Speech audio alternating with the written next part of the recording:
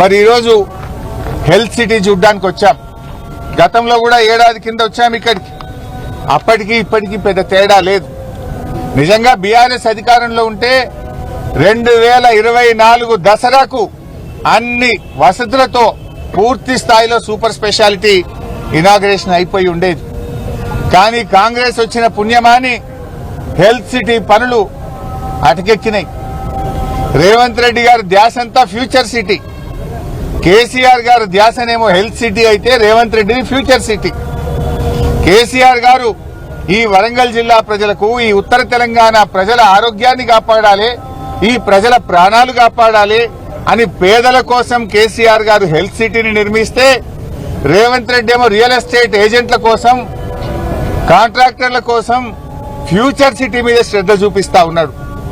కేసీఆర్ గారి శ్రద్ధ health city అయితే రేవంత్ రెడ్డి శ్రద్ధ future city. KCR గారి ఆలోచన పేదల ప్రాణాలు కాపాడడం, పేదలకు వైద్యాన్ని అందుబాటులోకి తేవడం. రేవంత్ రెడ్డి ఆలోచన రియల్ ఎస్టేట్ వ్యాపారము, కాంట్రాక్టర్లకు పనులు అప్పచెప్పడం. ఇది కేసీఆర్ గారికి రేవంత్ రెడ్డికి ఉన్న తేడా. నిజంగా ఆ హెల్త్ సిటీ మీద పెట్టిన, ఆ ఫ్యూచర్ సిటీ మీద నువ్వు పెట్టినటువంటి శ్రద్ధ ఒక 10% హెల్త్ సిటీ మీద పెట్టినా ఈ పాటికి పూర్తి అయిపోయేది. నిజంగా చెప్పాలంటే ఇది ఈ ఆలస్యానికి కారణం ఇండెసిసివ్నెస్, నేరపూరిత ప్రభుత్వ నిర్లక్ష్యం వల్లనే హెల్త్ సిటీ పనులు ఆలస్యమైతా ఉన్నాయి. నీ ప్రభుత్వం అధికారంలోకి వచ్చి 2.5 సంవత్సరాలైనా హెల్త్ సిటీ ఎక్కడేసిన గొంగలు అక్కడే అన్నట్టుగా ఉన్నది. అప్పటికే 24 అంతస్తులు కేసీఆర్ గారి స్లాబులు కూడా వేసిపోయినాం. మేము కేవలం ఫినిషింగ్ వర్క్ చేయడానికి 2.5 సంవత్సరాలు కావాలా? 2.5 సంవత్సరాల నిర్లక్ష్యం దేనికోసం? ఇవాళ చాలా పనులు తొలగించారు. ఆనాడు కేసీఆర్ గారు పేషెంట్ అటెండెంట్ల కోసం ధర్మశాల నిర్మించాలంటే ధర్మశాలను సగానికి సగం తగ్గించారు.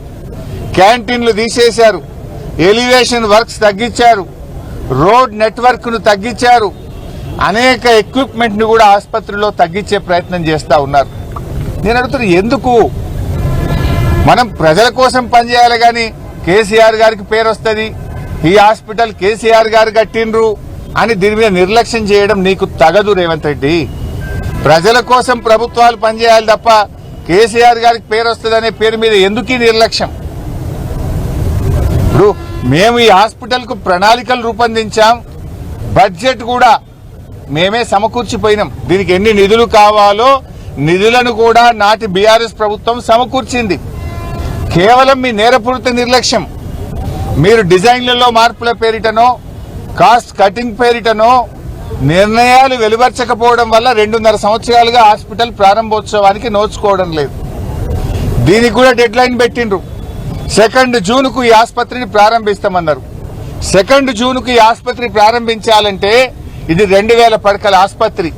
ఓ 2000 మంది నర్సింగ్ సిబ్బంది కావాలి, ఓ 1000-1500 మంది డాక్టర్లు కావాలి, పారామెడికల్ సిబ్బంది ఒక 1000 మంది కావాలి, అవుట్ సోర్సింగ్ సిబ్బంది ఒక 4000 మంది కావాలి. నియామకాలు చేసిండ్రా?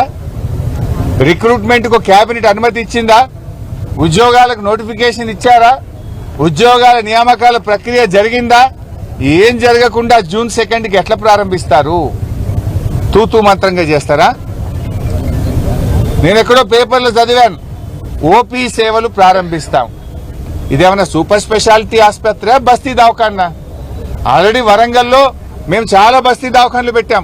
ఆనాడు మా వినయ్ భాస్కర్ గారు, మా నన్నపనేని నరేందర్ గారు అడిగితే 10ల సంఖ్యలో వరంగల్లో బస్తీ దవాఖాన్లు పెట్టాం. గల్లీ గల్లీకి బస్తీకి దవాఖాన పెట్టాం, ఓపీ సేవలు అందిస్తున్నాం. మరి సూపర్ స్పెషాలిటీ ఆసుపత్రి అంటే అన్ని రకాల శస్త్రచికిత్సలు జరగాలి. ప్రజలు హైదరాబాద్ పోకుండా ఇక్కడనే అన్ని వైద్యాలు అందాలి అని సూపర్ స్పెషాలిటీ ఆసుపత్రి కట్టాం. అంటే 2 జూన్కు ఓపీ సేవలు చేస్తామంటే దీన్ని మరో బస్తీ దవాఖాన చేస్తారా? దానికోసం కాదు కదా కట్టింది. ఇంకోటి, ఆసుపత్రి ప్రారంభమైన తర్వాత ఆపరేషన్ థియేటర్లు గాని ఎక్విప్మెంట్ మూవ్మెంట్ కష్టమైతుంది.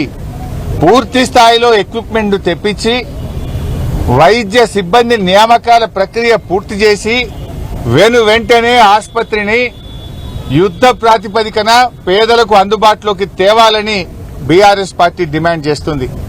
ఓపిక పట్టాం, కొత్త ప్రభుత్వం అని ఏడాది ఓపిక పట్టినాం, 2 ఏళ్ళు ఓపిక పట్టినాం, ఇప్పుడు 2.5 ఏళ్ళకి వచ్చింది ఓపిక పట్టం.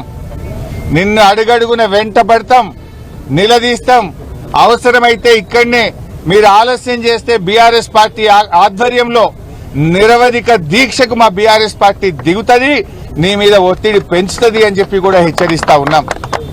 ఇప్పటికైనా కళ్ళు తెరవండి, నిర్ణయాలు తీసుకోండి, పోస్టులు మంజూరు చేయండి, ఎక్విప్మెంట్ ను తెప్పించండి, సిబ్బంది నియామక ప్రక్రియ పూర్తి చేయండి, ఆసుపత్రిలోని అన్ని డెసిషన్స్ నిర్మాణానికి సంబంధించిన అన్ని నిర్ణయాలు కూడా పూర్తి చేసి తక్షణమే ఈ ఆసుపత్రిని కేసీఆర్ గారు కలలు కన్న విధంగా, కేసీఆర్ గారు ప్రణాళికలు రచించిన విధంగా ఈ ఆసుపత్రి వరంగల్ జిల్లాకు, ఉత్తర తెలంగాణ ప్రజలకు సేవలు అందుబాటులోకి తేవాలని నేను ప్రభుత్వాన్ని డిమాండ్ చేస్తా ఉన్నా. ఈ జిల్లా నుంచి ఉన్న 2 మంత్రులు గాని, ఇన్ఛార్జి మంత్రి గాని, శాసనసభ్యులకు కనీసం సోయి లేకుండా పోయింది. ఇంత గొప్ప ఆసుపత్రి ప్రజలకు అందుబాటులోకి తేవాలనే తన్లాట, తపన లేకపోవడం నిజంగా చాలా దురదృష్టకరం. ఎంజీఎం ఆసుపత్రి అయితే ఇక అది చెప్పనే అవసరం లేదు. మా పత్రికా విలేకరులు రాసి రాసి చెయ్యి నొప్పి పెడుతున్నాయి. మా ఎలక్ట్రానిక్ మీడియా రిపోర్టర్లు మాట్లాడి మాట్లాడి గొంతు ఎండిపోతున్నది, కానీ ఈ ప్రభుత్వంలో చలనం లేదు. ఇన్నిసార్లు వరంగల్కి వచ్చిండు రేవంత్ రెడ్డి, ఒక్కసారన్నా ఎంజీఎం విజిట్ చేసినావా? 2.5 ఏళ్లలో ఆరోగ్య మంత్రి ఎప్పుడన్నా ఎంజీఎం ఆసుపత్రులు అడుగు పెట్టిండా? పందికొక్కులకు, ఎలుకలకు నిలయమైపోయింది ఎంజీఎం ఆసుపత్రి. స్ట్రెచ్చర్లు లేవు, వీల్ చైర్లు లేవు, మంచాలు లేవు, మందులు లేవు, టెస్ట్లకు కావలసినటువంటి మెటీరియల్ లేదు. మొత్తం కూడా ఇలా కుప్ప చేసిండ్రు. ఆనాడు సూపర్ స్పెషాలిటీ ఆసుపత్రిలో గుండెకు సంబంధించిన 250 శస్త్రచికిత్సల్ని బీఆర్ఎస్ ప్రభుత్వం ఉండగా చేసినాం. ఇప్పుడు ఏమైంది? సూపర్ స్పెషాలిటీ ఆసుపత్రిలో ఏడాది అద్దం కింద ఏసీలో నీళ్లు లీక్ అవుతున్నాయట. ఏసీలో నీళ్లు లీక్ అవుతున్నాయని థియేటర్ను మూసేసిండ్రు. ఏడాది అద్దమై గుండె శస్త్రచికిత్సలు వరంగల్లో ఆగిపోయినాయి. పేషెంట్లను హైదరాబాద్ పోండి అంటున్నారు, నిమ్స్కు పోండి అంటున్నారు. సగం మంది జనగామ ఆలేరు దాటే వరకే, భువనగిరి వరకే ప్రాణాలు పోతున్నాయి. అంబులెన్సులు వరంగల్ కు వాపసు వస్తున్నాయి. ఇదా మీ ఉద్దారకం? మేము కట్టింది నడిపించే తెలివి కూడా లేదా మీకు? ఆనాడు బీఆర్ఎస్ సూపర్ స్పెషాలిటీ ఆసుపత్రిని పూర్తి చేసి కేత ల్యాబ్ను పెట్టి అన్ని రకాలుగా మీకు అప్పజెప్పిపోతే గా ఏసీ పైపుల నీళ్లు లీక్ అయితే మరమ్మతు చేసే తెలివి కూడా లేదా ఈ ప్రభుత్వానికి?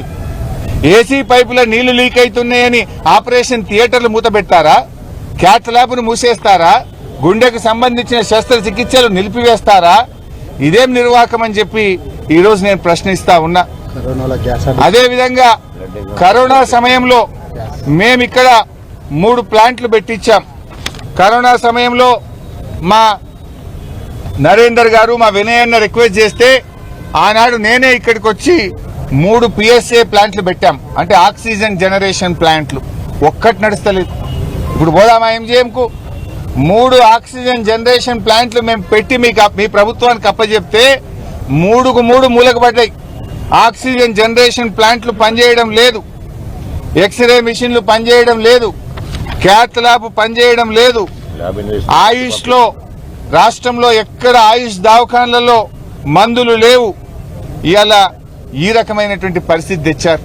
అంటే రేవంత్ రెడ్డికి నేను ఒకటే చెప్తున్నా, నిన్న కూడా మా కార్పొరేటర్ని అరెస్ట్ చేశారు వరంగల్లో, మా బాల్కా సుమన్ అరెస్ట్ చేశారు, మెదక్ లో మా కార్యకర్తలను అరెస్ట్ చేశారు, ఆమన్గల్లో మా కార్యకర్తల్ని అరెస్ట్ చేశారు. కక్షలు కట్టుడు కాదు రేవంత్ రెడ్డి, ఈ హెల్త్ సిటీని కట్టు, ఈ హెల్త్ సిటీని పూర్తి చేయి. కక్షలు కట్టుడు, అరెస్ట్ చేస్తే ఏం సాధిస్తావు? కేసీఆర్ గారు రూపొందించిన ఈ హెల్త్ సిటీ పూర్తి చేస్తే 2,000 మంది పేషెంట్లకు వైద్యం దొరుకుతుంది, కొన్ని వేలాది ప్రాణాలు కాపాడే పని చేయి.